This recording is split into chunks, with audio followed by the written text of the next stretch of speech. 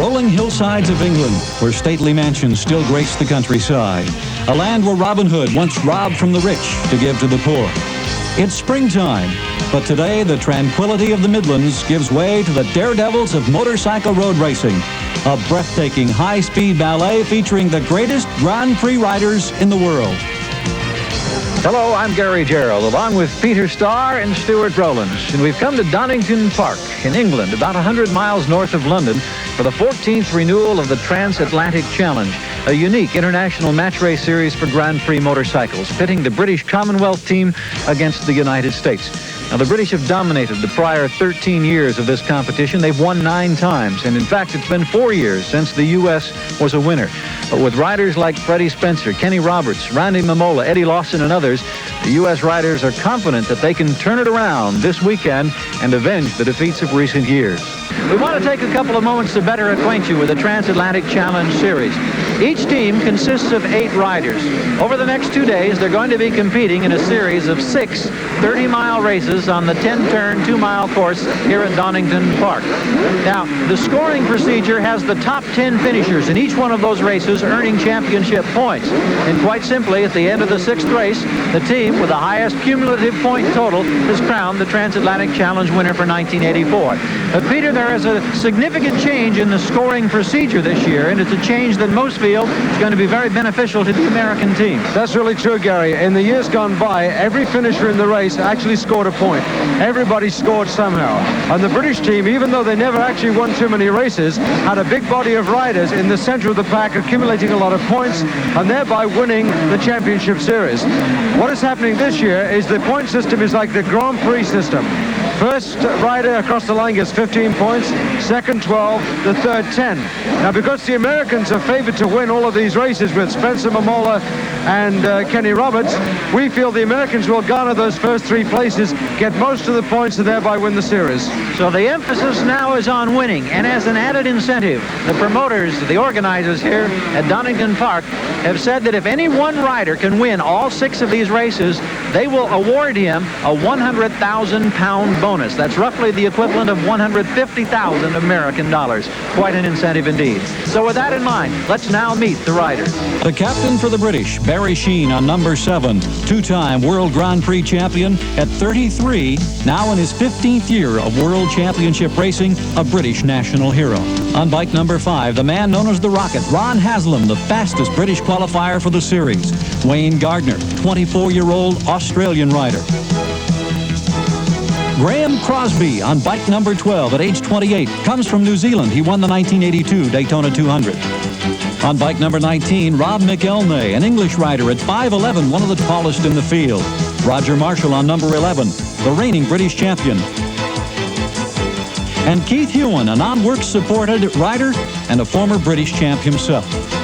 On the American team, on bike number 2, King Kenny Roberts, 3 times world champion, the American team captain.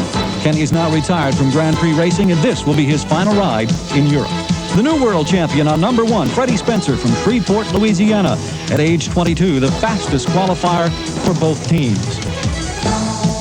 Randy Mamola, 23 years of age, number 3 in the world. This is Randy's first race of 1984. Eddie Lawson on bike number 4, number 4 in the world after only 1 year of Grand Prix competition.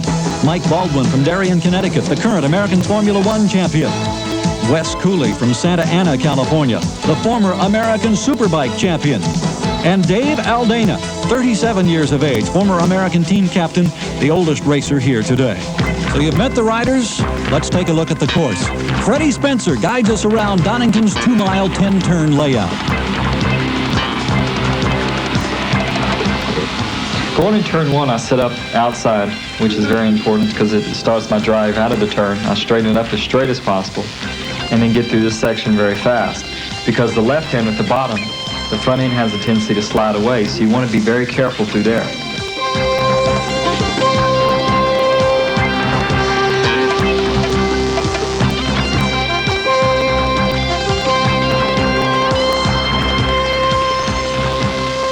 You go through the right-hander, straighten it up, and accelerate to the next left-hander because the front end has a tendency to slide away there again because they're off camber.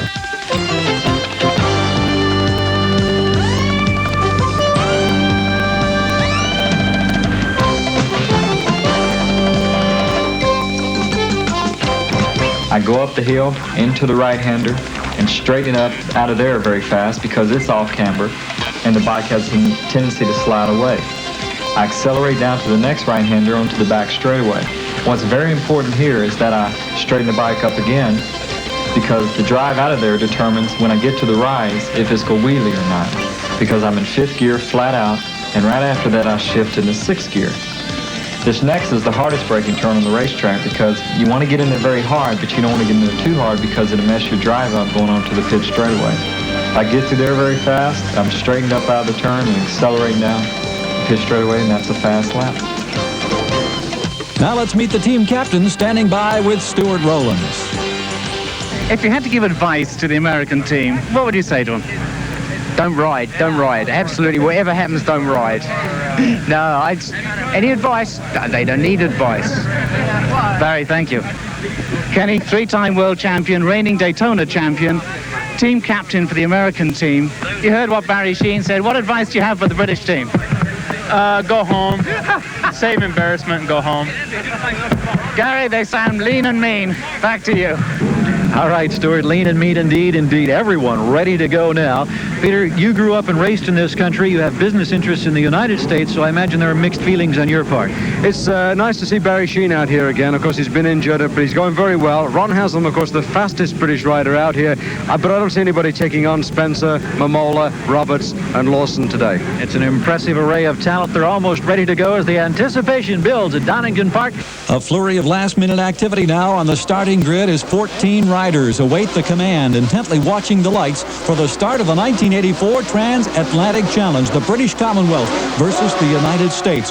2 riders lost in practice crashes, Mick Grant and Wayne Rainey, not in the field as they roar away from the line, and it's Rocket Ron Haslam, the local favorite on bike number 5, who has the advantage as they head into the first turn. Any surprises there, Peter?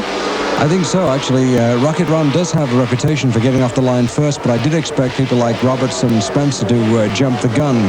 But as you see now, Haslam goes through Craner curves down to the old hairpin, and boy, he's got 20, 30 yards on everybody else. This part of the course, generally regarded by most of the riders as perhaps the most treacherous, leading downhill into the left-hander, and Haslam shows no sign of any problem at all as he sets the pace on the opening round. Tremendous crowd, estimated at some 50,000 on hand for today's first event in this, the 14th renewal of the Transatlantic Challenge, and Haslam popping a bit of a wheelie there as he goes through the gears, gets back up to speed, protecting the lead on the opening lap. I don't think he'll have too much time on his own, though, Gary, because right behind him is Randy Momola, number 3, and then Eddie Lawson, number 4, and I'm sure they're not going to sit back for too long. How much time do they take now to begin to sort things out, to fall into a comfortable rhythm before we may see a rider beginning to press the issue? Well, I think you saw Freddie Spencer there come up from 7th to 5th place as they go into the S-curves there. Still Haslam in the lead, though, but watch Spencer. Spencer now in 5th place. Freddie Spencer, bike number 1, last year at age 21, the youngest ever to win a World Grand Prix Championship at 500 cc's. He's in the number 5 spot. Rocket Ron Haslam, the English favorite on bike number 5, maintains his advantage in the early going of race number 1. The first of 6 events to be held here over 2 days at Donington Park in the Transatlantic Challenge. One of the things, Gary, that isn't exactly obvious to everybody, but I think Ron Haslam is running on softer compound tires, which enables him to get cracking early on in the race. But as the race heats up and the track heats up and the tires heat up, you'll find people like Spencer and Momola just pressing real hard. Ron Haslam on a Honda. It's a 3-cylinder variety. It's a factory works bike. He is the only English rider, or the only rider on the British Commonwealth team, that has the advantage of a works bike, but actually it's last year's model. Not quite as sophisticated as the number 1 that Freddie Spencer is riding and challenging now for 4th place. Spencer coming down the straight towards the S-curves is going into 3rd place. He's making it into 3rd place, coming into the S-curves. They're outbraking everybody. Spencer now in 3rd. Coming through the chicane at about 60 to 70 miles per hour, then back up into 5th gear. Spencer has moved up 2 spots. Now we get a quick glimpse of number 2, Kenny Roberts, also moving up as he challenges for a spot in the top 5. These Grand Prix bikes weighing somewhere in the vicinity of 250 pounds are valued at upwards of $150,000 for the most sophisticated piece of racing equipment. And Peter Starr, we're looking at Freddie Spencer, and that has to be the ultimate Grand Prix machine on the circuit. It's certainly the fastest and the most sophisticated. It has the gas tank at the bottom where the exhaust pipes normally are, and the exhaust pipes are routed over the top under where the gas tank usually is. And the hot air that comes through the gas tank area is vented out of the back. Otherwise, Freddie would get obviously very hot. Spencer in third place now, chasing Randy Mamola in front of him in second, and Ron Haslam, the British rider, who continues to lead on bike number 5. These machines capable of speeds of 190 miles per hour, although here at Donington, on a relatively tight 2-mile course, the top speed is about 160 plus as they come down the straightaway, completing each lap. I think you should watch Spencer as he comes into this right-hand turn. The rear tire that Freddie's chosen is actually stepping out once in a while. And although we're looking at Lawson here on the screen, try to get a glimpse of Spencer's rear tire and watch the back end twitch as he goes through some of these corners. Eddie Lawson from Southern California, currently in 4th place behind Spencer. Up front, no change. Mamola still stalking Ron Haslam. Lawson is riding a Yamaha, bike number 4 here. He is the current world points leader. He is the heir apparent, in the estimation of many, to Kenny Roberts, because he takes over a team that Roberts, of course, has dominated through so many years. Watching Ron Haslam holding the lead, but now for the first time, Randy Mamola closing into a potential challenging position. And we may be about to see Santa Clara, California rider Randy Mamola making a bid to take the top spot away from the Britisher Ron Haslam. I don't think Ron's going to give it up that easy, though, Gary. Mamola, I think, is probably the fastest rider around here. He's certainly qualified higher than Haslam, but Haslam has got the local support. He's a local lad from Langley Mill in Nottinghamshire, just up the road, and the British crowd is certainly partisan when it comes to Haslam. And watching the leaders now sweep their way toward that downhill portion of the course at Craner Curve, they talk about speeds in 5th gear of 120 miles per hour. And here comes Randy Mamola once again now with a bid to take the lead away from Ron Haslam. Haslam, however, shuts the door, protects the line. It's still number 5 on top, but he knows now that Randy Mamola is virtually no more than 2 or 3 bike lengths back. Freddie Spencer, meanwhile, maintaining his position in the number 3 spot. Freddie, actually, Gary, is making up time, and he's now only 3 seconds behind the leaders as the leaders come down through Craner Curves once again. Mamola, again, coming right up on the backside of Ron Haslam. Haslam very much aware of his presence now as Mamola gets into position to challenge. Randy Mamola on the inside line, sweeps into the lead. So the first lead change of the afternoon is complete, and it's the American rider on bike number 3, Randy Mamola, who has so much to prove this weekend, looking for sponsorship for the remainder of the 84 Grand Prix season, now in front, and Freddie Spencer continues his run as he tries to catch up with the front-running twosome, Mamola and Haslam. Spencer has the front twosome in sight, actually, Gary, and is now only 2.6 seconds behind, so we can expect to see a charge from Spencer within this next lap, I would say. Randy Mamola now in the position of trying to protect from the challenge of Ron Haslam. Haslam led from the initial green lights, and right now he's still just a couple of bike lengths back, but you can see Freddie Spencer now moving into the picture as he continues to whittle away at the lead that Randy Mamola enjoys in this dogfight with Ron Haslam. They call him Rocket Ron, and the throngs here at Donington roaring their approval for their favorite rider. Meanwhile, the American contingent keeping a close eye on Spencer as he moves ever steadily closer to the leading twosome. Haslam, you saw the wheel slip just momentarily, and a bit more breathing room now for Randy Mamola as Spencer continues to close in. I think Haslam does have softer tires, Gary, because he is sliding around a little more than he should at this point in the race, and I think the reason is the tires are overheating. Gambling, hoping to get the advantage early and then hoping somehow that he could hang on to the lead. Haslam went with a softer compound. Here comes his challenge once again. Randy Mamola tucked in beautifully, however, and again Freddie Spencer making his presence known now as they come down the straightaway. This is the fastest portion of the course. Then they have to slow down and come through the chicane, maintaining a speed of some 60 to 70 miles per hour. They zig to the right, then to the left, back up to 5th gear, and the speed jumps back up to 135 plus. No change in the order with 2 laps to go. Kenny Roberts in the number 5 position. Lawson running 4th. You have Spencer in 3rd, Haslam 2nd, and the man leading the procession, the American rider from California, Randy Mamola. Beautiful alignment as the threesome tucked in. And now Freddie Spencer, very much a factor as he makes his first serious bid of the competition. Coming toward the waning stages of the opening race in the Transatlantic Challenge, Momola with his hands full. Haslam still stalking him, and Spencer waiting for an opportunity to try to get by both riders. Successfully negotiating the chicane. Now on to the last lap here at Donington. Momola holding the lead. What's the strategy now, Peter Starr? Is it better to be where Freddie Spencer is in third, or is it better to be out in front where Randy Momola enjoys the top spot? I think Randy will say it's better to be out in front, but Freddie's such an experienced rider, and with 140 horsepower underneath his motorcycle there, it's quite possible for Freddie to be in this position, then on the last straightaway just pop out and gas it down to the chicane and thereby win the race. So I think that's the strategy that we'll have to look for Spencer. Momola successfully holding his line. They'll move back uphill now through this sweeping left-hander. It's Haslam still second. Spencer fading back just a bit after we saw him close up. Now the horsepower in evidence as he once again tucks in. Three men battling for top honors in race number 1 in the Transatlantic Challenge for 84, the first of 6 30-mile events. Randy Momola leading the American hopes. Ron Haslam still pacing the British Commonwealth contingent, and Freddie Spencer again moving right up. A little wiggle there as Spencer tried to get momentum, tries to make his move. Potentially a blanket finish now as they'll head through the chicane for the final time. The checkered flag will be right around the corner. Randy Momola hanging on. The checkers in sight, and Momola will win the opening leg for 1984. Haslam finishing second. It is Spencer in the number 3 spot. Hondas running 1, 2, 3. Lawson and Roberts on Yamahas finish 4th and 5th, rounding out the top 10. McElnay, Baldwin, Hewen, Marshall, and Sheen. The U.S. off to a commanding lead in the first leg, 43 points to 23 for the British Commonwealth. We'll be back with more from Donington Park in just a moment.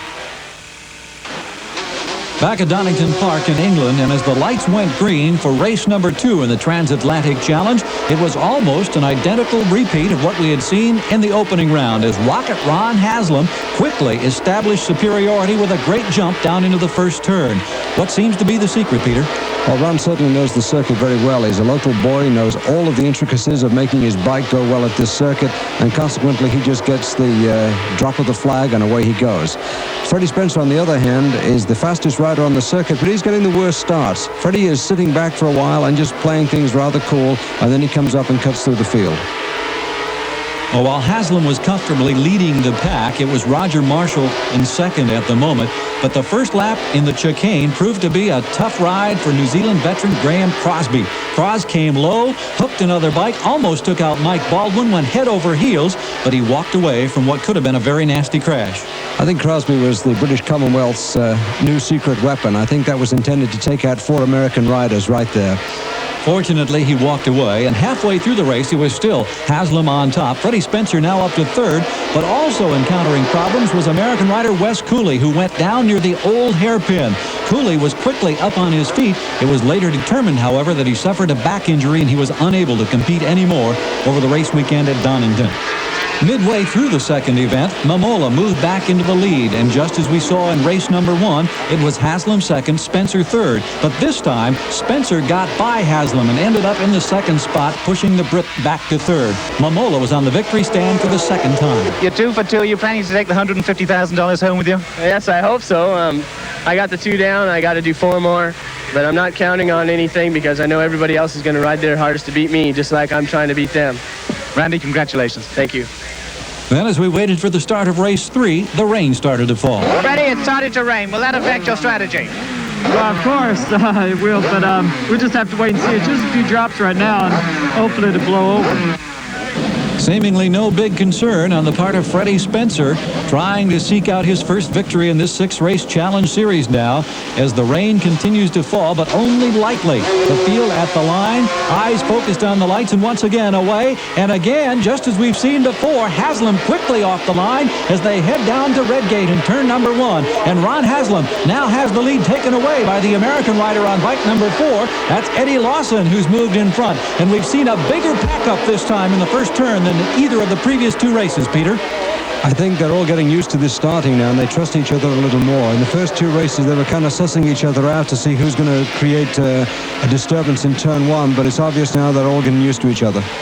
The rain not a factor at this point. No actual moisture on the course that we can be aware of. However, it has to be very much in the minds of each of these riders now as they sweep down the hill and up into the first left-hander on this scenic 2-mile circuit at Donington. Haslam has fallen a bit back off the pace. Haslam's in approximately 8th place at this time, Gary, and Freddie Spencer's right behind him. I don't expect Freddie will stay there for much longer because he has to make a move in this one if he's going to make a go at being a winner today. Eddie Lawson on top. Randy Mamola, remember that 100,000-pound bonus on the line. If he could conceivably win all 6, he would take away a tremendous bonus. And Mamola making a move on Lawson now to bid for the lead. Randy Mamola on bike number 3 through the chicane, now on top in a bid for a 3rd consecutive victory here at Donington Park. But Lawson is not going to let him get away with it that easily. Lawson on the Yamaha alongside the Honda now forges in front down in turn number 1. The question now, Peter Starr, becomes, will there be American team strategy that might enable Randy Mamola to make a bid for 6 consecutive victories, or will Lawson, on an opposing manufacturer's bike, try to muscle the lead away from him? I think, in actual fact, Gary, that Eddie Lawson's out there to win this race. It's certainly an intriguing thought to split 100,000 pounds 4 ways between the top 4 riders, but I don't think that's the case. Lawson's out here to win today, as is Mamola, as is Mike Baldwin, who is now in the 3rd spot and making the best showing today by Baldwin.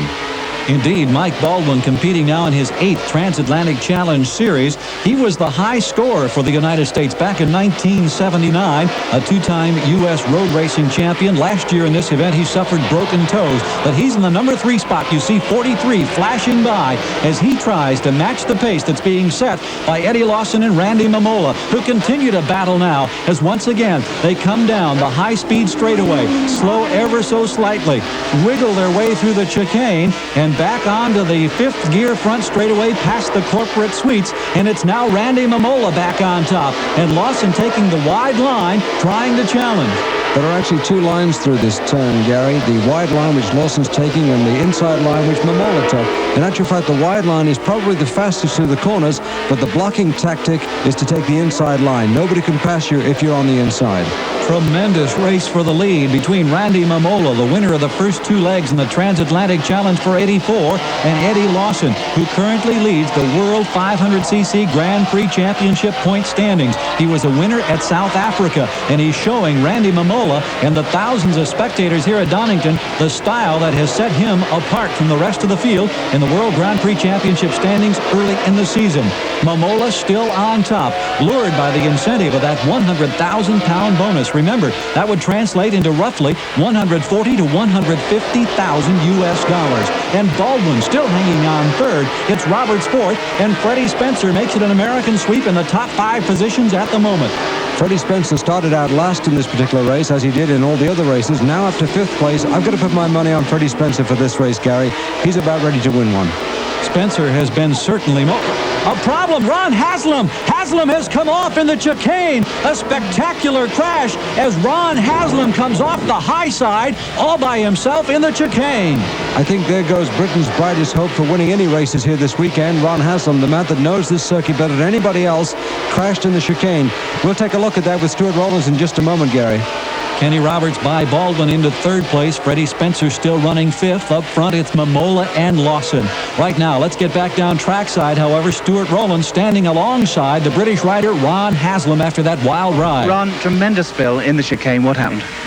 Well, I'd got a new front tyre bedding in at the start of the race, so I didn't go from the flag like I've been doing. I eased it back a little bit, and they seemed to pull a gap on me, so I thought I've got time to start closing it back now, and I started pushing it a bit more and a bit more.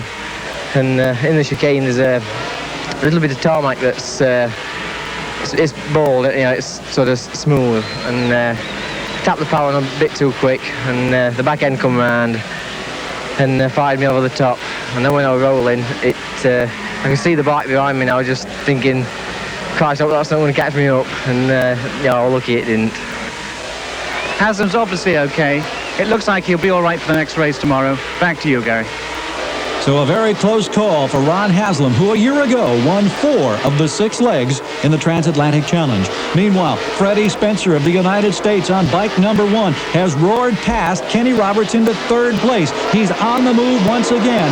Randy Mamola in 2nd right in front of him, and it's Lawson who still holds the advantage as they come by the corporate suites and pit road on the front straightaway. Here's Spencer making his move to the inside of Mamola, and Freddie Spencer again continuing to work his way through traffic has now brought his Honda up to 2nd place. A little wiggle there down in Redgate in turn number 1 as he sets his sights now on Eddie Lawson, and we're seeing a remarkable run from deep in the field by Freddie Spencer, the reigning world champion. Earlier today in 2 events, he's come from far back to challenge. He hasn't won yet, but now he looks like he may definitely be a contender. Putting the horsepower of that Honda, the factory works bike, valued at some $150,000, to good advantage as he closes again on Eddie Lawson. We're watching 2 of the best in the world at work. The man who currently leads the World Championship Grand Prix point standings, Eddie Lawson, on top. He leads the man who won the world title last year. Look at the wiggle in Coppice Corner. Both riders almost losing traction. Mamola hangs on to 3rd. His bid for the 100,000-pound bonus may go by the wayside. Now Freddie Spencer has powered past Eddie Lawson, and it's Spencer into the chicane for the final time, on top in a bid for victory. He comes to the front straightaway. Checkered flag waves. The Americans continue their dominance, but this time it's Spencer on top. Mamola will finish 3rd. And the individual standings will show Mamola still the leader. Spencer in 2nd, Lawson 3rd, Ron Haslam the top British rider in 4th place. Let's go down to Stewart. 3 more legs to go, starting tomorrow. Do you think you can win all 3? Well, of course, the main thing is we're here for the American team, and the first 2 races, you know, it was the Americans that were up here in front. That's what counts, and I won the 3rd race, but we got a pretty convincing lead now, I think, in the points, and that's what counts. That's what I'm here for. Well, Randy, pressure's off. Don't have to worry about that 100,000-pound bonus. Perhaps that's a disappointment, but you've got to be really happy with the way you've ridden in the first day. Yes, being the first 2 races of the season for myself, I'm patting myself on the back, and my mechanics and everybody's really happy. The team's happy, and I can't wait to get to Europe and compete in the Grand Prix. Well, you're off to a terrific start. We've got 3 events yet to go. The United States, thanks to Randy Mamola and Freddie Spencer, off to a dramatic start, looking very good now for their first victory in 4 years in the Transatlantic Challenge Series. We'll be back with more action as we look ahead to races 4, 5, and 6 right after this. Back at Donington Park in England, once again, I'm Gary Gerald with Peter Starr as we get set now for day number 2 of the Transatlantic Challenge for 1984, and it turns out to be an absolutely glorious day in central England. The big question now is whether or not the British Commonwealth team can eat into that tremendous advantage that the Americans piled up yesterday. It would seem that it would be a very big task for them. I would think so. In fact, I don't think they've got a prayer, because without Ron Haslam, there really hasn't been a British Commonwealth team. Haslam got 2nd in the first race, 3rd in the 2nd, then unfortunately crashed in the 3rd race, and that leaves Spencer, Mamola, and Roberts and Lawson just romping away, with which I think will be a tremendous victory. Well, despite that tremendous crash, Haslam is back. He's on the bike, ready to go as we get set for action now in race number 4 of this 6-race series. The actual team score going into this 4th race, 136 points for the Americans, 62 for the British Commonwealth, as the U.S. team bids for victory for the first time since 1980. Wayne Gardner, the Australian, hoping to help out the British cause now, closest to the camera, alongside with Kenny Roberts, as for the 4th time in the 1984 Transatlantic Challenge, the field roars away from the start line. And this time it's Randy Mamola on bike number 3 who leads the charge into Redgate Corner. This is the first time that an American has actually gone into Redgate first at the start of a race. Haslam has done it every race prior to this. Now Haslam, starting from the back of the grid, is actually now in 13th place as they sweep through Craner Corners, Gary. And you can't help but wonder if the effects of that horrendous ride that Haslam took yesterday when he came off in the chicane is taking its toll today. Also compounded by the fact that we learned that he was suffering from a lengthy bout with the flu over the last 2 weeks, possibly his physical conditioning leaving something to be desired here in the start of race number 4. Physical conditioning is something that really plays an important role when you run 6 races this fast in 2 days. In fact, Kenny Roberts was saying yesterday that his arm was swelling up so badly, his right arm, that between races he had ice packs on it just to keep the swelling down. Randy Mamola, the leader. The Australian rider, Wayne Gardner, right there for the first time in the series this year. Gardner very much making his presence known now as he has moved into a commanding, challenging position. It's still Mamola on top, but Gardner, who certainly has something to prove on his Honda equipment, very frustrated from the fact that he is competing in only a limited number of the Grand Prix events this year, would like nothing better to win here in the Transatlantic Challenge to prove potential sponsors that he has the capabilities of running with the best in the world. Randy Mamola has exactly the same problem today, Gary. Randy was a former Suzuki Works team rider, and now this year is a privateer riding Freddie Spencer's Honda from last year. And in that same vein, the way these bikes get passed along season to season is somewhat interesting, as both Rob McElnay and Barry Sheene of the British Commonwealth team are on equipment that Randy Mamola has campaigned successfully in the past. We're watching Kenny Roberts in a bid now to take the lead away from Randy Mamola. They sweep through one of the turns, and for the first time in the 84 Transatlantic Challenge, we're seeing KR, Kenny Roberts, the king, out in front. Mamola now shuffled back into the second spot. Gardner still racing third as the field begins to bunch up. With Kenny Roberts retiring after this race and never again racing in Europe, one has to think about Roberts winning at least one of these races. Kenny Roberts, 3 times a world champion. He has been one of the dominant figures, almost won a 4th world championship last year. But right now, he's had to give up the top spot again to Randy Mamola. Mamola, who has won 2 of the 3 preceding events, is back in the lead. Roberts shuffled back to second. Gardner has his hands full trying to protect the 3rd spot as Freddie Spencer has again come from deep in the pack. And Spencer with the inside line, making a bid now on Roberts. Spencer on the Honda, chasing Mamola and Roberts. And Freddie Spencer in a position once again to challenge for a 2nd consecutive victory. Freddie Spencer, who's made yet another abominable start in this race series, came from the back and is now into 2nd place ahead of Kenny Roberts. That has been a consistent pattern in each one of these events. Spencer working his way through the field. It means either that he has terrific riding skills or that the equipment is just superior to everyone else. Any thoughts on that line, Peter? Well, I think you watch Spencer here ride around the outside of Mamola, but no, he's taking the inside line and goes through on the inside, just missing Mamola by fractions of an inch. This is some of the most exciting racing we've seen, Gary. Another impressive ride turned in by Freddie Spencer, who has come up through the pack, now has the lead.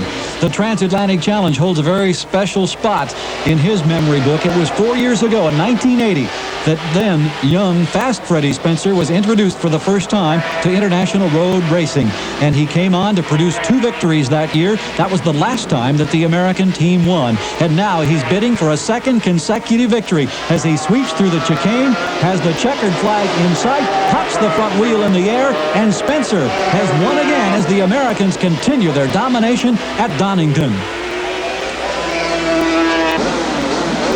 So thanks to a top 4 effort on the part of Spencer, Mamola, Lawson, and Roberts in race number 4, as the 5th event got underway, the United States team enjoying a nearly insurmountable lead of 102 points. Down into the first turn in race number 5, it was Haslam back in his familiar spot. Average speed approaching 120 miles per hour as they come out of the corner and sweep downhill. We have seen average laps at better than 96 miles per hour, some 2 seconds under the former track record that had been held by Randy Mamola. How in the world can you explain such speed, Peter? Trying to explain Freddie Spencer is almost like trying to explain the impossible. Freddie came to the track on Thursday, had never seen this track in his life before, picked his bike out of the truck almost, put it on the track. Within 10 laps, he'd knocked a 2nd off the lap record. Freddie Spencer is truly a phenomenon of his time. Ron Haslam, meanwhile, continued to lead lap number 5. In fact, it had been said among the British and among the followers here that never had the British Commonwealth team gone so fast, and yet it seems strange that they were being soundly trounced at this point in the competition. And Freddie Spencer had made his usually bad start and was making his way through the grid as the race progressed. It was Haslam still on top at this point, Mamola stalking him, Mamola winning the first 2 events. Mamola now in a bid for a potential 3rd victory. coming in among the all-time active scorers in the Transatlantic Challenge Series over the previous 13 years. Momola, the third winningest rider with 6 victories. Haslam, of course, with his 4 wins last year, next in line. And the two of them putting on a tremendous show at this particular point, with still Haslam on top. But it was at this moment that Britain's #1 rider gave way to the world's third-ranked rider of 1983, Momola, sweeping underneath into the lead, meaning that he had led at one point or another each of the 5 races in the 6-race series, bidding now for a 3rd win. And as you can see, Gary, in this particular race, fatigue really started to take its toll. The tyre wear was happening, the arm strength was going, and there was Barry Sheene almost losing it coming out of Coppice Corner. That was typical of action in race 5.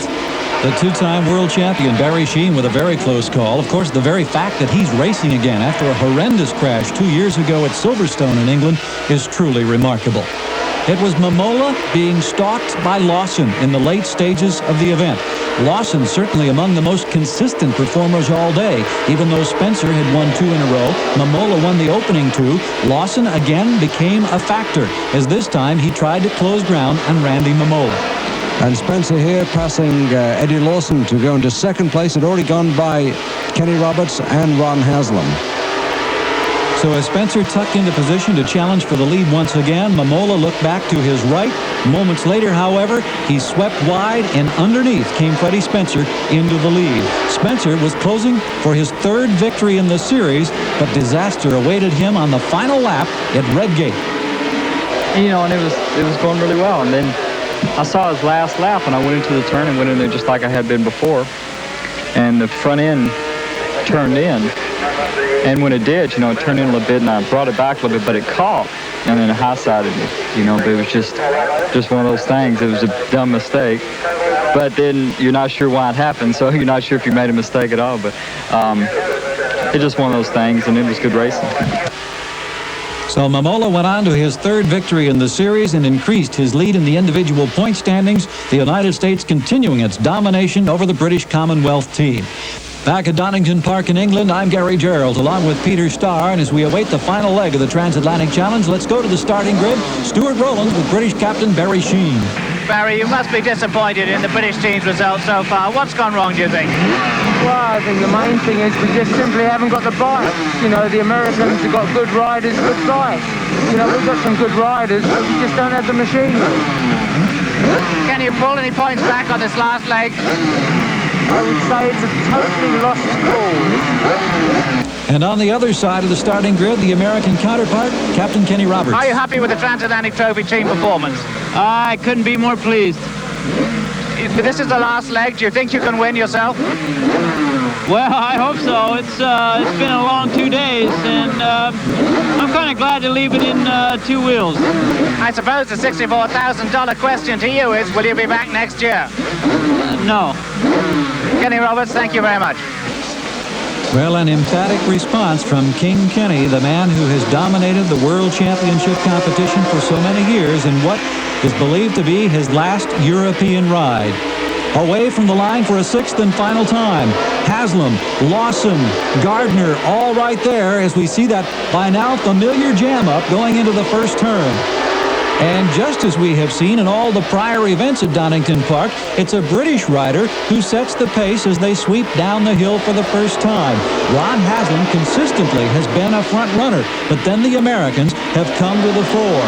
This time, it's Eddie Lawson who leads the American charge. Gardner, the Australian, competing for the British Commonwealth team, is right behind him in 3rd place. Remember, Momola won the first 2. Spencer won races 3 and 4. Spencer was leading race number 5, but went down on the last lap. He was injured. Momola took the victory. It's been a clean sweep thus far for the American riders. The Brits now trying to do their best to come up and salvage a bit of pride, as they have Haslam in front and Gardner challenging Lawson for 2nd place. Gardner has actually put on some soft tyres, Gary, for this race. I think he was totally fed up with being left behind when he had normal tyres on. Decided this time the soft tyres, the fast laps, we're going to go get him. As you see now, Gardner's in 2nd place behind Ron Haslam. Up to this point, there's been little for the British team to cheer about. Here's Randy Mamola. Mamola, a three-time winner, coasting in on pit road, is headed for the garage. He apparently is out of power. Some type of mechanical problem has forced Randy Mamola, the top point leader thus far, off the course. And Gardner, the Australian rider, has used those soft tires to his advantage as he has muscled his way by Haslam. And we have a new leader with Wayne Gardner on top. And the American challenger is King Kenny Roberts. Roberts making a run now at Wayne Gardner as we see a new look here in the sixth and final race of the Transatlantic Challenge. And Barry Sheene coming in, Gary. Barry Sheene with a dead engine. What a miserable weekend he's had. Absolutely no luck whatsoever. Now he's out. Just 2 years ago, Barry Sheene won 5 of the 6 events. Remember, there was a £100,000, nearly $150,000 cash bonus on the line this year if any rider could win all 6. Mamola started with a pair of victories, but then his streak was broken. Certainly, it has been a disappointing weekend for Barry Sheene, who's now on the sidelines. But Kenny Roberts, in what may be his final European ride, has now pushed number 2 into the lead. He has replaced the Aussie Wayne Gardner in the front spot. And look at Roberts begin to open up some dramatic daylight. Roberts definitely has the hot line through those downhill bends. In actual fact, Gardner lost at least 30 yards coming through there. Roberts now in the lead, trying to extend the American domination. The Yanks have won the first 5 events. Let's now check in with Stuart Rowlands. Freddie Spencer, of course, was involved in that crash in the last race, and I believe Stuart has some updated information. I've just had word from the track hospital that Freddie Spencer has broken 2 small bones in his left foot. With the Spanish Grand Prix coming up shortly, this injury could seriously affect Freddie's chances of keeping his world title. And we understand that that's the foot that was injured when he came off at South Africa in the season opener. And now he had hoped to be strong and ready to go for Spain. That could be very bad news for the defending world champion. Lawson, now by Gardner, has moved up a position on the starting grid. And it's Kenny Roberts still out in the lead. Lawson now running second as the Americans are back at their accustomed spot. But Wayne Gardner is still putting on quite a show as he battles for that second position with Lawson. Gardner takes the wide line coming out of the right-hander there, as you see, Gary, and Lawson takes the inside line, and the momentum that Lawson gets coming through there slowly and accelerating is enough to give him that 20 or 30 yards over Gardner. You'd think by the end of this particular day, Gardner would have learned the fast line around there. Wayne Gardner at 24 years of age, one of the bright spots for the British Commonwealth team. He finished 4th in the recent Italian Grand Prix, and that had buoyed his hopes for repeated appearances on the Grand Prix circuit. But his commitment to British Honda is going to keep him on the local circuits through much of the year. He's been somewhat frustrated by that, but he's a very strong contender. Now we're seeing Lawson close the gap a bit on Roberts. Roberts again in his final European ride, or so he says, trying to keep a streak intact this year. He won at Daytona. He won at Imola just a couple of weeks ago. He is leading here in a bid for victory. He says he'll race only one more time this year. That'll be at Laguna Seca in California in mid-July. With the Americans dominating this race, Gary, we really shouldn't forget the magnificent efforts of Ron Haslam, number 5, and there Wayne Gardner, number 8. Coming through the chicane for a final time, it's King Kenny Roberts on top. Lawson stalking him. The checkered is out, however. Both men pull the front wheel into the air as they finish 1-2. And Roberts keeps an 84 winning streak alive as the Americans have dominated the 14th renewal of the Transatlantic Challenge. Final team score, 259 for the U.S., 136 for Great Britain. Let's go to the victory truck now and Stuart Rowlands. Kenny, one last question. Sad feelings. Is this the last race? Well, yeah, well, that's it. You know, what are you going to do? You got to quit sometimes. And, yeah, the competition is very good in motorcycles. I've had a lot of good races, and I'm going to miss it. Will your family be happy that you're stopping? Well, I don't know about them, but my right arm will be. I'll tell you, it's definitely sore today. I don't know. I think so. You got to stop sometime, and I'm glad that I'm trying to stop on top. Randy Mamola, top point scorer, Transatlantic Trophy Match Race Series. Have you proved the point? Have you proved that you're one or two the best riders in the world today again? Well, I think so. Everything's worked out fine this weekend. It was unfortunate that we lost one of the best riders on our team, Freddie Spencer, but he's fine. I'm just overwhelmed at my positions that I finished, and I proved that I'm back still on form, and I'm capable of riding the Honda well. A disappointing race, a disappointing series for you. Yeah, without any doubt. I think all the British guys tried as hard as they could, put it that way. But the American side was really the best side ever. You know, they're the finest riders in America, in the world, virtually in the world, and they had good factory machinery. But I think they really got what they deserved. They deserved to win. And I've got to say that I've never, ever in my whole life seen it. I've seen Hayward and Siren and all this, that and the other, but I've never, ever seen anybody ride a motorbike like Freddie Spencer. He's the best, bar none, as far as I'm concerned. Best ever. Coming from a two-time world champion, that's a terrific statement to make. Well, you know, I feel it. You know, I think that nobody can say anything else. He's just brilliant, really, absolutely fantastic. Well, seldom in the 14-year history of the Transatlantic Challenge has any team dominated the way the American riders have here this weekend. It was really a most impressive performance, Peter. I really couldn't believe it. And I think this is really the nail in the coffin, as it were, for British road racing. For years we've dominated it, and as an Englishman I can say that. Now the Americans have come of age, and boy, did they prove it this weekend. Indeed they have, in most convincing fashion. They pitched a shutout virtually, with victories by Momola, Spencer, and Roberts sweeping the 6 events. Again, our congratulations to the winning American team in the Transatlantic Challenge for 1984. On behalf of Stuart Rollins, Peter Starr, I'm Gary Gerald, bidding you farewell from Donington Park in England.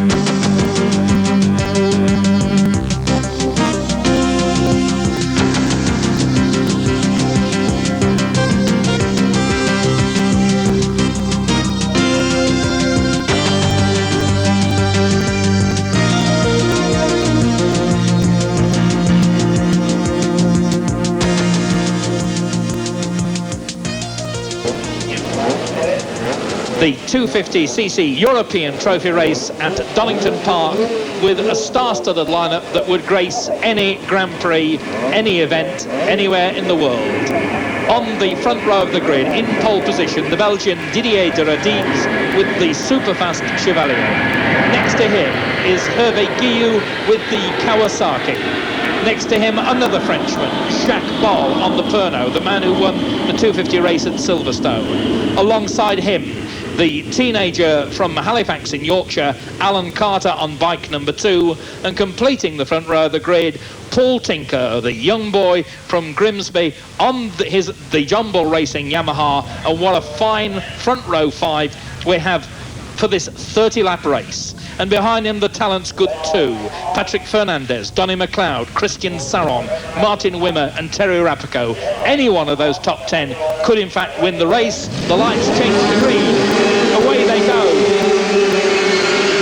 And it's Donny McLeod with another stupendous start. Jacques Ball on the Pernod. Behind him, Alan Carter is going into second place. Paul Tinker moves up into third place ahead of Ball. Didier de Radines is in fourth position. And it's no real surprise that the Donington regulars are in front, because the overseas visitors would like to see what things are all about round here before they start to make a move. Donny McLeod in the lead. And unfortunately, sad news, that one of the Lynn boys is out of the race. That's Spencer Lynn. He's not going to make the race, but definitely in the race. Donny McLeod, Alan Carter now up into second place, Paul Tinker in third spot. McLeod number 12, Carter number 2, Paul Tinker 15. Then Jack Ball number 3, Hervé Guillou was up there as well. 24, that's Alan North, 10, Christian Saron. Up, Donny McLeod and Paul Tinker goes around the outside of Carter. Paul Tinker has to go around the outside of Carter, and he moves into second place. And is he going to take the lead? Paul Tinker on the inside line holds the lead, but what's going to happen on braking? It's Tinker from Carter. Carter goes down the outside, and he'll just throw the Yamaha across the front of Tinker to go through into the number 1 spot at the end of the first lap. Alan Carter, Paul Tinker and Donny McLeod, and Paul Tinker's bike is, if anything, quicker than Carter's. the inside line of Redgate, and Paul Tinker is showing absolutely no qualms about giving Alan Carter a hard time. Paul Tinker, the leader, Alan Carter in second place, Donny McLeod is third, Hervé Guillou is in fourth position, and that's Ivan Gray from Dudley, obviously looking a little bit shaken and battered after a fall, but he is okay. Ivan Gray a faller and the exit to the chicane. Alan Carter, Paul Tinker in second place.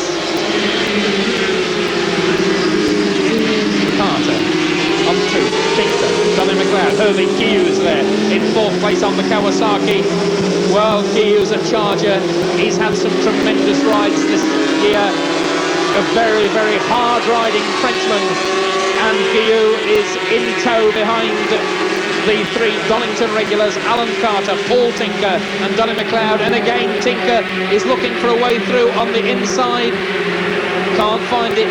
Carter leaves his braking later still.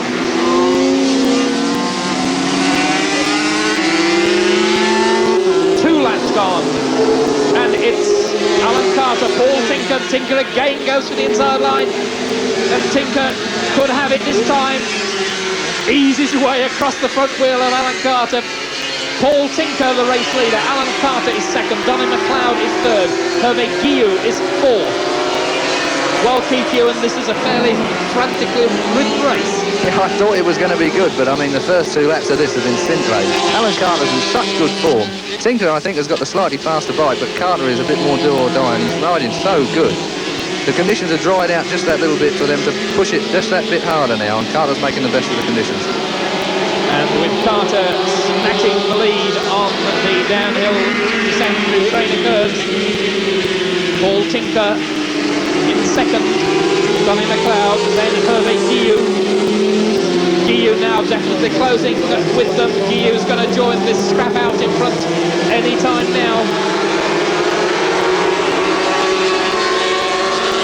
The Kawasaki is a much faster bike in its heyday that Hervé Guillau's riding. When they were first manufactured, the Kawasaki were quicker than both the Yamahas and any other motorcycles that were on the market at that time. But it's fallen behind the times over the last 2 years. Carter, Tinker, McLeod, Guillou. And that was surprising to me, because normally you would expect the Frenchmen to be demon breakers, and Guillou didn't make up any ground at all.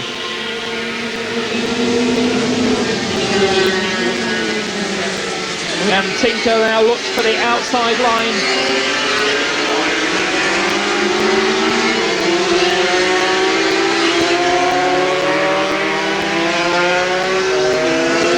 And Tinker again looking to the inside.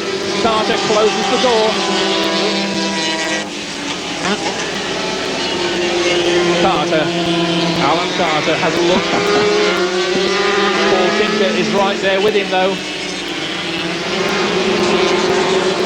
Donny McLeod, Hervé Guillou. They're on their fourth lap. England versus Scotland versus France. Can't be bad, can it? Well, if you can, you'll choose England, I suppose you're right. Don't write in, please. Alan Carter then still holds off Paul Tinker. Donny McLeod again under pressure from Guillou, and Guillou, I think, will try the outbraking manoeuvre this time. No, he doesn't. Eases up out of the fairing. It's a long way to go, of course, and Guillou is a very experienced Grand Prix rider. He can see the three men ahead of him. And Alan Carter is beginning to make a break. Guillou, a wider line, comes in tighter as McLeod.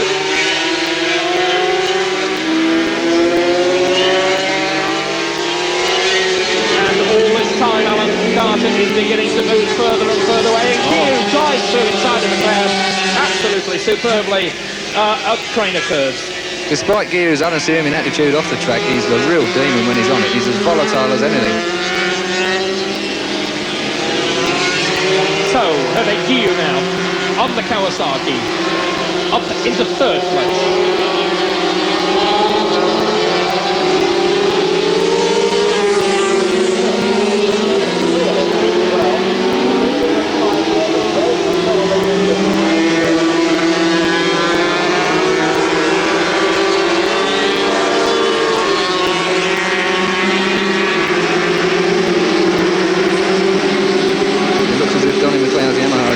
touch a little bit with Guillou here. He's winding on the coals now.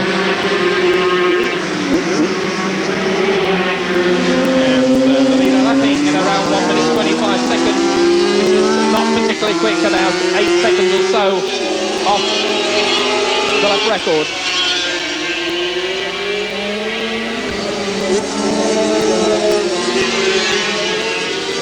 Now that's Terry Rapico from France, and behind him is Andy Watts. So that's a good ride from Andy Watts. He qualified down in 21st position. So Andy Watts now beginning to make a breakthrough. He's up into 6th position behind the Frenchman Rapico. It's interesting to see Andrew Watts up there because on his Grand Prix debut a couple of years ago he finished 6th at the Silverstone Grand Prix in the 350 class, and it's nice to see him back on form again on the small bikes. Well, Keith, you know all about making impressive debuts at British Grand Prix, don't you? Didn't do too badly yourself. No, I finished 6th as well in my first one actually, but I've perhaps been a little bit luckier than Andy in as much as I moved up to the larger capacity motorcycles where there's a bit more money. Andy Watts, number 11, chasing Terry Rapico of France, and Terry Rapico, of course, the man who unloaded in spectacular fashion in the World Cup Pro-Am race. This, though, is the race leader, Alan Carter. He's chased by Paul Tinker. And Paul Tinker is sitting and looking very comfortable indeed in second spot. Guillou apparently unable to close the gap between himself and Tinker. And Donny McLeod, in fact, looks as though he's going to come back for a bit of a challenge. So whether Guillou has found that the tyres are beginning to go off at this early stage, I don't know. But I would have expected Guillou to make a stronger challenge to get closer to Tinker and Carter than he's doing at the moment. Guillou, number 6, holding 3rd position. Oh, a little bit too much power.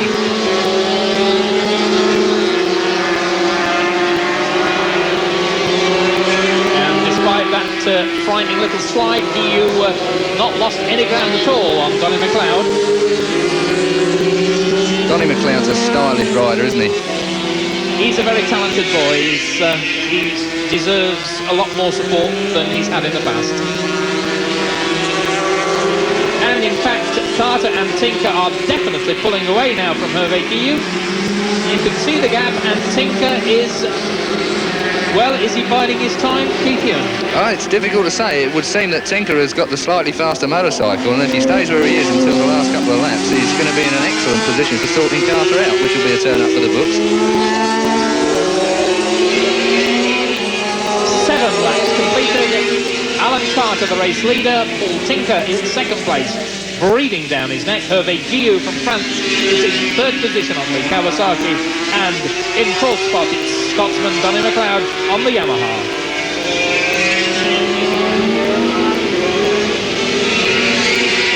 Considering the conditions here today, Chris, we've seen some excellent racing. I mean, these guys are riding so smoothly in these conditions. Well, we have some of the very best men on the 250cc Grand Prix scene. The man who's leading, Alan Carter, of course, became the youngest man to win a Grand Prix race when he won the French 250cc round early in the year, and it would appear that he's beginning to leave Paul Tinker behind. Certainly Alan Carter is stretching the lead.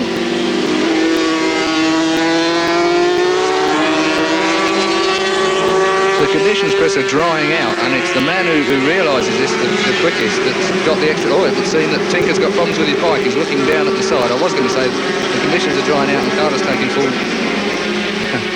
Well, Paul Tinker still holds 2nd place. He knows that Hervé Guillou is there behind him. Hervé Guillou, there's Donny McLeod right down behind the screen, looking hard to close the gap on Guillou. Carter then in the lead, pulling away from Tinker. Tinker in turn trying to hold off Hervé Guillou in 3rd spot, and Donny McLeod in 4th position. Just over 3 seconds the gap between Carter and Tinker now. I noted that Paul Tinker was pointing down at his bike because he drove past his pit mechanics. Perhaps he's got a small problem at the moment. It remains to be seen if he carries on. This is Donny McLeod in 4th position.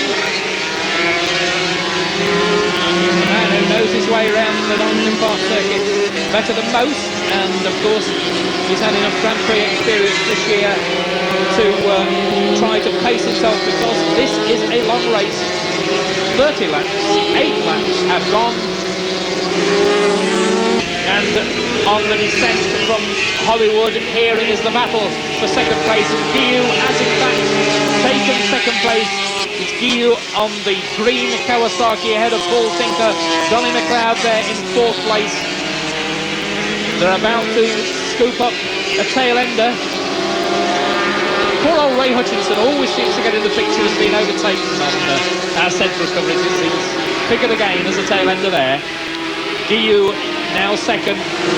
Bike number 6, Paul Tinker on the bike 15, and then Donny McLeod at number 12. This is 2nd, 3rd and 4th men. And these are 3 very talented men, but Alan Carter's just left them standing. Unbelievable style the way he's managed to clear off in the distance as well. I mean, Alan Carter's riding really well, but this is ridiculous. And Paul Tinker outbreaks Hervé Guillou, and for a British boy to outbreak a Frenchman is absolutely remarkable. It certainly is, especially one fairly well underrated. Paul Tinker is unheard of to a lot of people, but he's ridden consistently well over the last 2 years, and he's got better and better with every meeting. It's nice to see him putting one up the Frenchman. Well, I think Paul Tinker has got a very, very great future ahead of him. A very talented rider, the right sort of attitude, prepares the bikes himself, and that's rare nowadays. There aren't many good mechanics who race as well.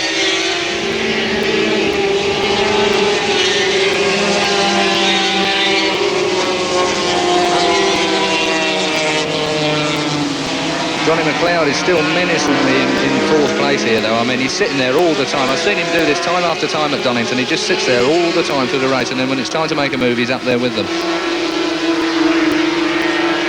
And looking at the Look at that. Donny McLeod.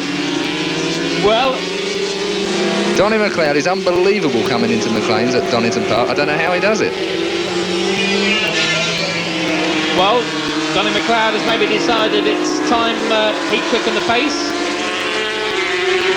Up into 3rd place behind Paul Tinker. Hervé Guillou right behind him, and McLeod goes down the outside, and you don't see many people overtake like that, Steve. No, you certainly don't. He got a really good slipstream effect from... Oh, look at that, and Hervé Guillou moves through there on the inside. Seems he didn't know what hit him there. And Paul Tinker finds himself suddenly in 4th place when he was in 2nd, and you can see the group behind them is now catching. That's Terry Rapico there. Martin Wimmer is in that group as well, and so is Didier Deradigues, and we're in for what should be an absolutely superb race. If only Alan Carter weren't so far in front, it would be wonderful. This race has the makings of the same 250 race at the Silverstone Grand Prix this year, when the first 10 riders were all as close as this. Fantastic racing in the 250 class. Terry Rapico there in 10th position on the Sonoto Gauloise Yamaha. Behind him is the West German Martin Wimmer, and then, in fact, it's Didier Deradigues. My apologies to Didier, the Belgian on the Chevalier, and behind him it's Martin Wimmer. And Rapico, Deradigues and Wimmer are now rapidly overhauling this group as Paul Tinker battles almost wheel to wheel with Hervé Guillou.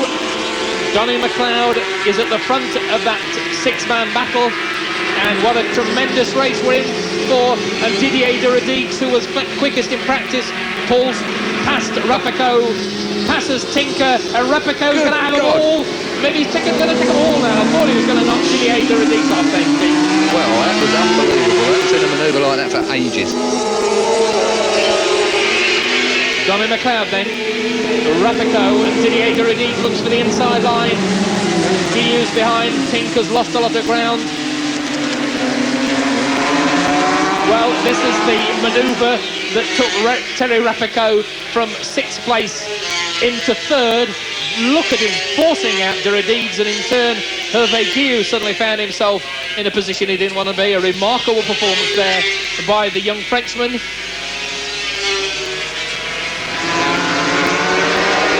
Back with this battle, and Paul Tinker is right at the tail end of it.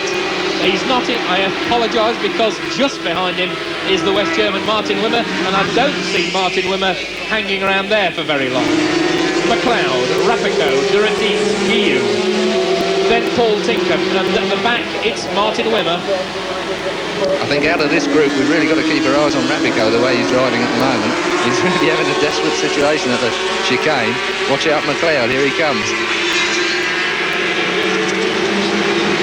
Alan Carter then, 15 laps completed. Didier Duradides moves Rapico over, goes, and one goes each side of Donny McLeod. And Rapico goes for the trick.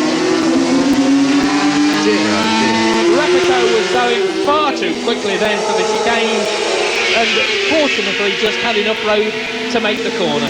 And side by side, Duradides, McLeod and Rapico. Well, I just don't believe that Rapico can stay on riding like this, Steve. Neither do I, but he seems to be doing all right at the moment. If he keeps this up, he's going to be catching up with Alan. We're at the halfway stage. We've got 15 more laps. I'm not sure the old heart can take it. Speak for yourself. Rapico then, from Donny McLeod. Rapico is really trying hard. I don't know whether the bike's going to last, let alone him. Well, Didier Duradides is in 4th place at the moment, and he was in 17th place early on in the race. Well, that is absolutely remarkable. Rapico, Didier goes through on the inside of McLeod.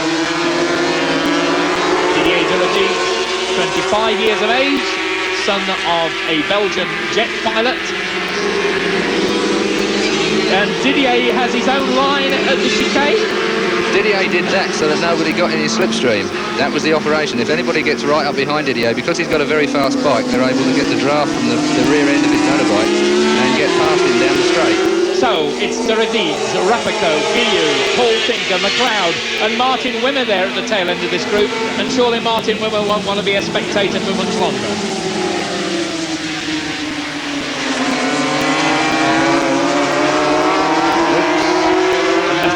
Twitcher there from Terry Rapico, but the Frenchman doesn't bother about minor details like that. And Duradides has perhaps made the break that could carry him to catch Alan Carter. It's 17.5 seconds the gap between Alan Carter and Didier Duradides.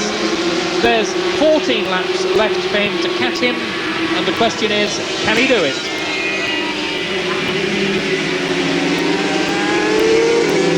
Well, you can see Didier Duradides' fairing is flapping around at the back.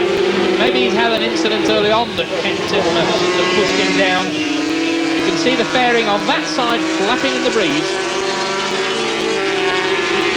It's a wonder he's still got one left on there at this rate, the way they're all diving under each other.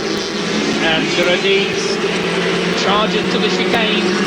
We've got the stopwatch on the gap between himself and Alan Carter. Rapico, Guillou, 3rd and 4th. That actually looks as if there's an exhaust silencer hanging from the rear of Radique's bike. Has to keep an eye on that to see if it comes out. Whoops. It may be touching the ground and giving him a problem on these right-handers. Well, a nasty moment there for Didier Duradides. Whether that's going to slow him down or not, I don't know. But he is a Belgian. You said it before I could get it in. There's definitely an exhaust silencer hanging down. Now that will give a tremendous difference to his performance of the motorcycle when it falls off. The two-stroke is very critical on exhaust pipes.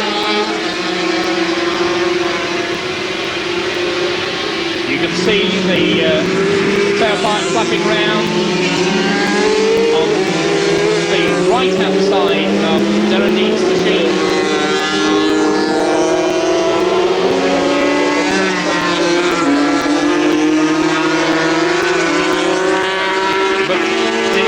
presses on regardless. Rapico and Hervé Guillou. So we have Englishman Alan Carter in the lead, Belgian Didier Derodines second. This man, Terry Rapico, bike number 26 in third place from France.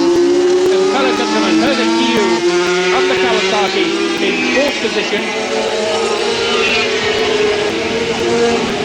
Then it's Martin Wimmer and Donny McLeod behind them. 15 seconds now the gap. Didier Derodines has pulled 2.5 seconds back on Alan Carter. And Guillou looking for the inside line. Same manoeuvre that he passed McLeod on, Keith. Yeah, I think Rapico may be having some trouble with his tyres because he's making the bike work twice as hard as anybody else out there. Whether he's chosen a softer compound tyre, which is making the rear end wiggle around, is anybody's guess. But he's definitely making the bike work a lot harder than anybody else. 18 laps completed in this 30-lap race. Alan Carter in the picture, coming round to complete 19 laps. He's on his 19th lap in this 30-lap event.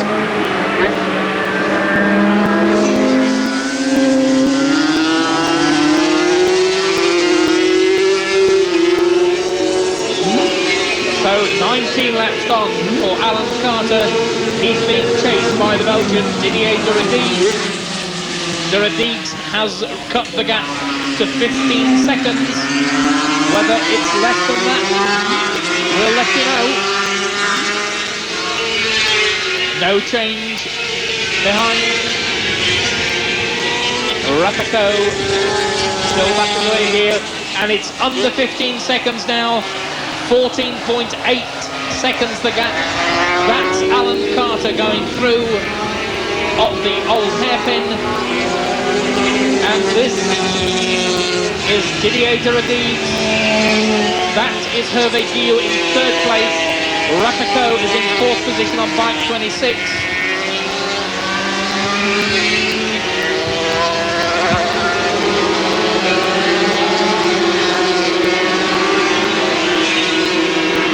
Behind them, Martin Wimmer is beginning to close as well. That's Guillou in third place, Rapico in fourth position. There's Didier Derodines just going out of the bottom right hand of your picture.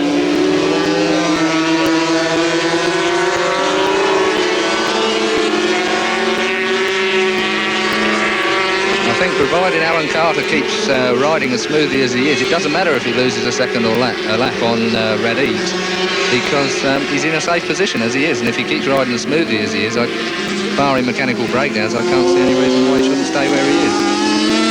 Well, time will tell, and Martin Wimmer is also eating away the gap between himself and those two Frenchmen ahead of him. It's 14.5 seconds.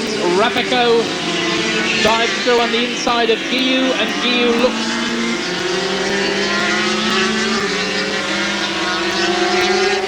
This is Derodines. Didier, a very likeable young man, started racing on 750 Yamahas. Whoops. And whether it's the tyre or whether that loose exhaust is just picking the bike up, Keith, it's difficult to tell. It's a very long race. You can see the way he's wiggling under there under the power. After you've done about 20 or 25 laps round here, come rain or shine, tyres do go off at Donington Park. And I would think that Didier is suffering from this at the moment, and he's on a very, very hot pace. Well, Christian Saron, the Frenchman, into the pits, and Christian was never really in the 14th position was the best. Christian moved up, and that's very sad because he qualified 8th fastest for this race, but Christian Saron out of the battle. 21 laps completed now by Alan Carter, and Didier Derodines in turn comes into the chicane to complete his 21st lap.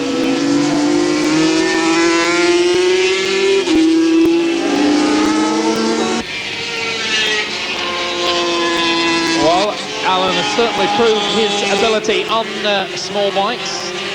Whether he's quite got the experience to move on to bigger bikes is another matter. Keith, you moved on from 250 and 350 to 500s. Do you think Alan is ready to make that transition? No, I would personally, he could ride a big bike, there's no doubt about that. I mean, he has the ability to ride anything. If you can ride a motorcycle as good as he does, then there's no problem in making the move. But it would be unwise for his managers to let him to do that, because I would say that he's World Championship material on a 250, whereas he'd have to start again when he went up to the bigger class and do his apprenticeship all over again. Besides, at the moment, he's perhaps a little bit more hot-headed than's necessary to ride a big bike. And an indication of how well Alan Carter is going is that he's about to lap Alan North, the very talented South African, who is a no-fool himself.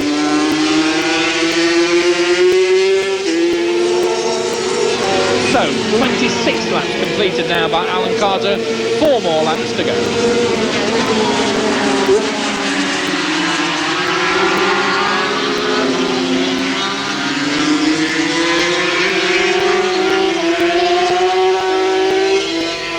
Alan, obviously with such a commanding lead, in no hurry to pass North.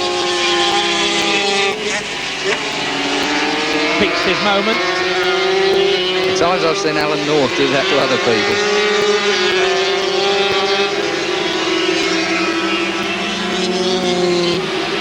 And Alan North tucks in behind Alan Carter, hoping he might get towed up 2 or 3 more places. It was a bit of a waste of time if he's already been lapped, but there you go, at least he won't have to work for an extra lap.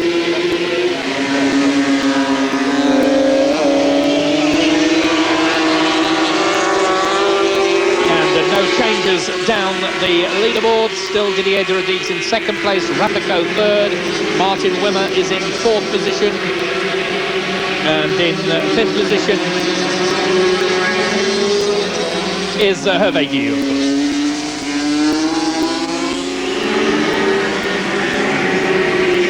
That is Duradigue's.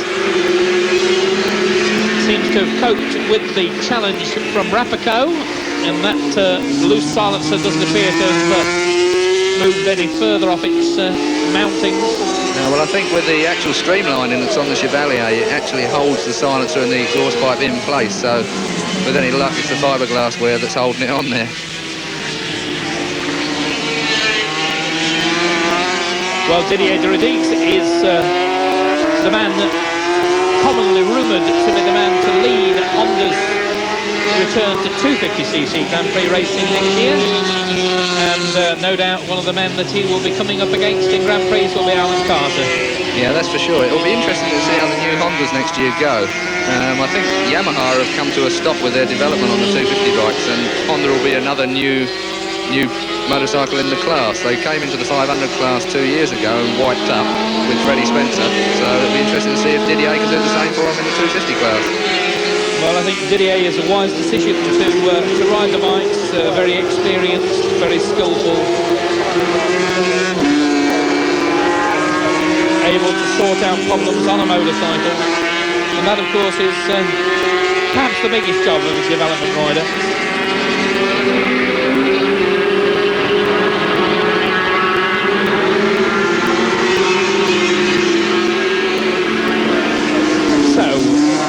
Didier Duradigue comes through to complete 28 laps, and he and this man, the race leader Alan Carter, now has just 2 more laps to go.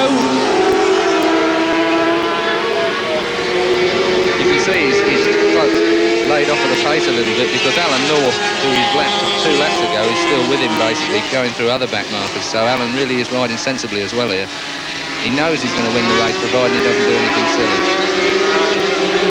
Well, this victory for Alan Carter, if everything goes well for him on the final lap and a half now, will be his 2nd win of this weekend, and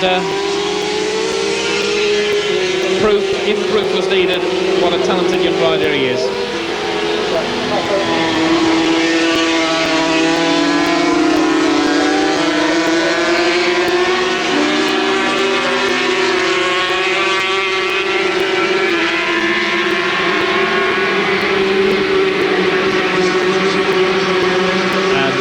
Carter changes down through the gearbox. Peels are hard right, then hard left through the chicane to go out onto his final lap. Alan Carter then on the last lap. Waving to his pit crew there.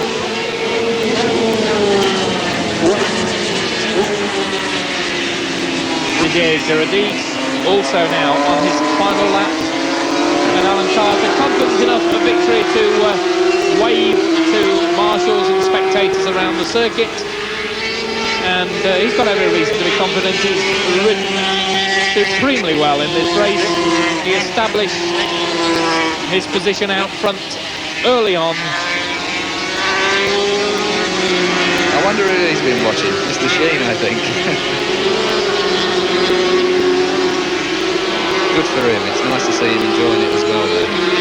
Well, confidence, of course, is the keynote to racing, isn't it, Keith? And Alan has got the... At 18 years old, you know, I mean, he's going to have confidence anyway, and winning races in the style that he's doing, it must boost his confidence so far, it's unreal. So, down the back straight for the last time, underneath the bridge. Into the chicane for the 30th and final time in this race. No problem at all. And Alan Carter takes the checkered flag to win this 250cc race. Waves to the mechanics. And Didier Giroudis, having chopped that lead down to something like 7 seconds, goes through in second place. Third was Terry Rapico. Fourth, well, I wouldn't like to say. Alan Carter, well pleased with himself.